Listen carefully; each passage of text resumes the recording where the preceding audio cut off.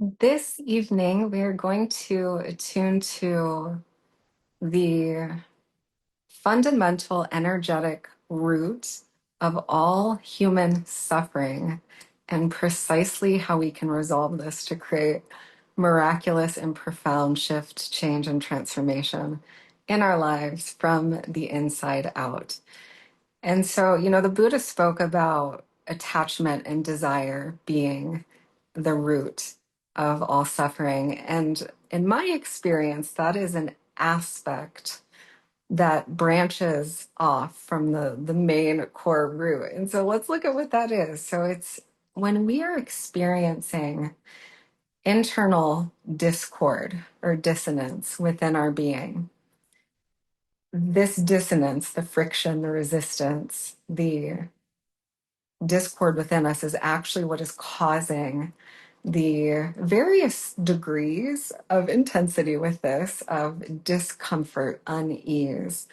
And ultimately, if we lean deep enough into that discord, it creates suffering. And so, what is that discord fundamentally arising from? It's arising from a dual or fragmented perception that we have within our own being that perceives anything other than the oneness in the non-dual awareness of all being pure divine love. So where we have created internal fragmentation, dual awareness, we are split and divided in our attention with the under the impression that there is a self and an other. There's pure divine love, and there's, you know, the opposite of what that is. So there's fear, there's love, there's good, there's bad, there's right, there's wrong. There's all these concepts that we create, and we place judgments upon ourselves and one another and upon life. And so in these perceptions, we're creating a dualism within our own consciousness. And that internal conflict between those two dualities, whatever they may be, and how they're expressing. Another way to look at this is the unconsciousness that is experiencing the mirror of reality is something other than source. You can also call this misperception, shadow aspects, deep rooted subconscious programming where we've been either entrained to or have self-perpetuated patterns of perceptions that aren't in ultimate synergy and accord with our own God lens. And so we may not be seeing fully clearly based on our programming, based on, culture, society, our lineage, our familial patterns, those whom we grew up around, the things that we read and ingest, the beings that we listen to and what we take in, and have allowed those perceptions to overwrite our deep inner knowing of the fundamental truth of who and what we are, which is one interconnected presence and being of pure love. We are all extensions of the one self, the one source. And when our awareness is unified fully in the recognition of one love, in the awareness of the one timeless perfection of pure intelligence that we are, the almighty magnificent intelligence that is allowing the grand symphony of life to unfold itself, which is really awe-striking when we allow ourselves to tune into the profundity of how many systems of life from a micro to macro cosmic scale are operating according to this symphonic harmonic intelligence, because pure intelligence is harmonic, it's synergy, it's union, it's accord. And so the discord is essentially when there's a disruption in wholeness and integration. So a disruption in our integrity with the oneness and the truth of source that we know ourselves to be, that we know one another to be, and that we know the world to be. And so then the resolution, again, is always returning to the timeless acceptance of the one perfection, the masterpiece of our being, standing in awe before the majesty of that which we are, perfect, full, complete, divine masterpieces of resplendent life and goodness and glory emerging in every here and now. So what we can do when we start to notice that there are spaces and places of discord and dissonance that we are feeling and sensing in our being, the first thing is to be in recognition that we, through our own consciousness, are the cause and creator of the dissonance and discord that we feel. And by virtue of that, we are also the cause and the creation, the creator of the harmony that we feel. So only we can rectify and resolve this within ourselves, because fundamentally it is a pattern of dissonance that is etched and inscribed within our own being. So in the moment when we notice that beginning to happen, to just lean back, savor a few deep, rich, whole body breaths, return to the rhythm and the beat of our holy heart, and just relax. Drink in a few deep breaths. Feel the ecstasy of that life energy coursing through your being and your body. Drop beyond the mind. Lose your mind and come to your senses fully and completely. Come into your being, come into your sensory landscape. Come into the truth of the heart that knows it's safe to be fully present here and now, and not diverted and fragmented in concepts of time, of past and future, but to really deeply, richly drop in fully to presence. And in this presence, connecting to our heart, the moment we place our hand on our heart, we bring our awareness and our attention to our heart, and really breathing golden white light into the heart, circulating it through the body, and just allowing ourselves to release any and all things that are not present with us here and now. You know, the number one way that we actually entropy and, quote, give our power away, divert our power, is in time, when we are giving our focus and attention to people, places, things, being, circumstances that are not directly here and now with us in the present moment. And then those constructs that we create in our own visionary landscape, our own consciousness, our own imagination, are the very things that are fragmenting, diverting our power, and causing us to experience discord through that fragmented consciousness.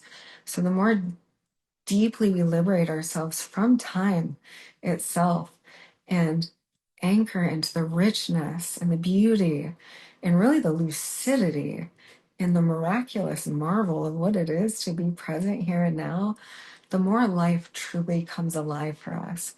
We begin to notice the exquisite details and the beauty that was always right here all along. We come alive to the miracle of life, and we start to feel a sense of deep fulfillment, because our energy isn't attempting to be somewhere else other than where it is in this moment. And so we essentially, what we're doing here is we're being at one with the present moment, which is another way of saying being in harmony with the isness of what is, being in love with the isness of what is, merging and harmonizing with our own divinity in every here and now, being in love with ourself, because all is self. And so this is also expounding upon the concept of self-love that we are often taught is so much about the individuated self. And while that is an incredibly important, valuable, and primary component of self-love, true self-love and mastery is our profound, enveloping capacity to love the totality of the self, all people, all beings, all intelligence, all of nature, all of existence. This is the very essence of integrity, wholeness in the oneness of love, wholeness in our all encompassing power as the source incarnate. That's precisely what that energy is. And this is precisely who and what we are. So the more that we deepen into the oneness, being at one with life, being at one with the eternal spark and flame within all beings, which is really simply self recognition. I am a divine mirror for your purity, for your truth, for your beauty, for your excellence, for the source in you. And then you have an opportunity to be that for me. And in that, we expand, we flower, we blossom, we are sources of fruitful, life giving intelligence and inspiration and beauty for one another. This is our ultimate service to life, to both realize ourselves as this and to support the bolstering of this realization within one another.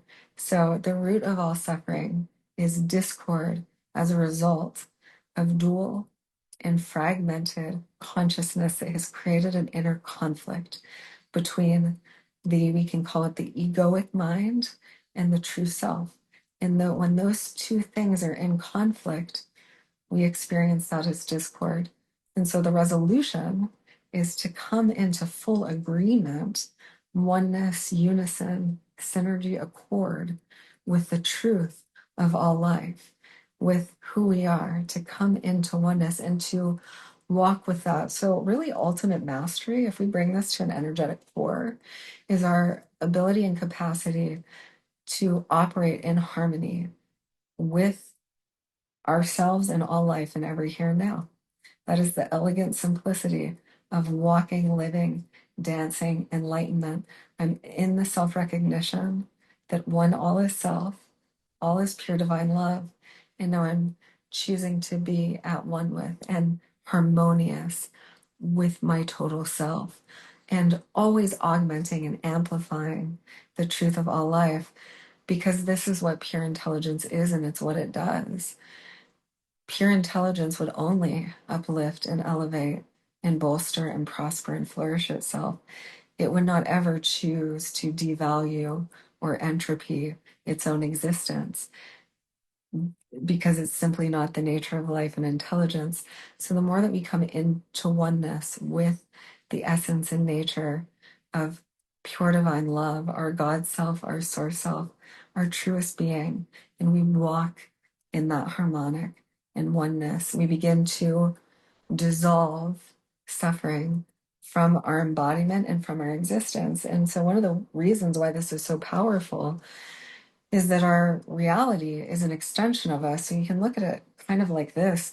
We're exuding a symphony at all times, and it's our total vibrational inner content, our data, our frequency, our vibration, every single nano particle of data that we have within our being is quite literally emanating from us into the field. We're emitting these codes into the field, and that energy that we are emitting begins to orchestrate our life experiences.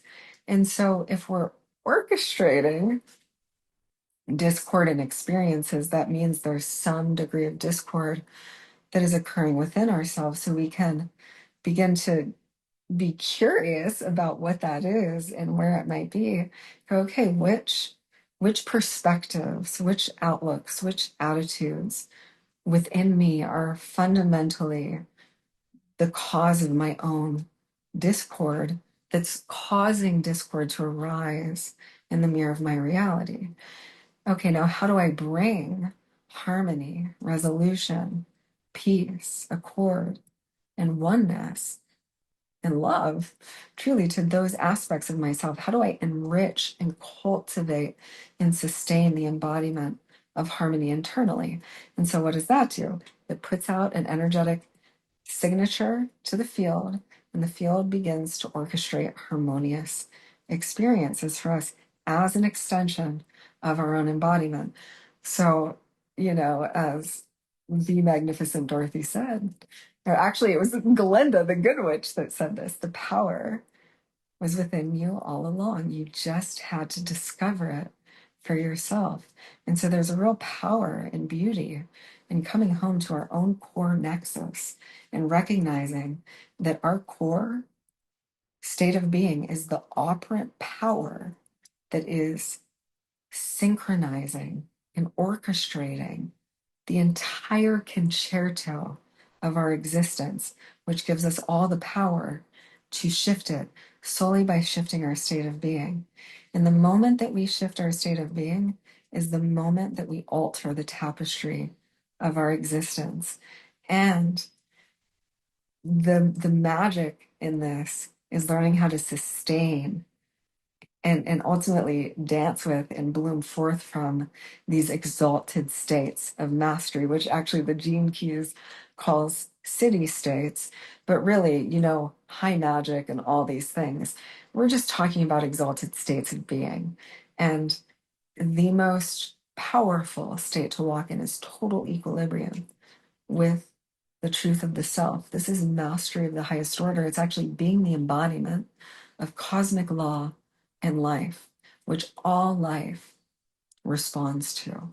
This is us being in the embodiment of the field, being the tapestry and the actual structure of eternity that is the law of oneness, the law of supreme accord and harmony that governs all life, which makes us the most powerful maestro in any space and place that we walk into, because we are embodied in the totality of our God nature.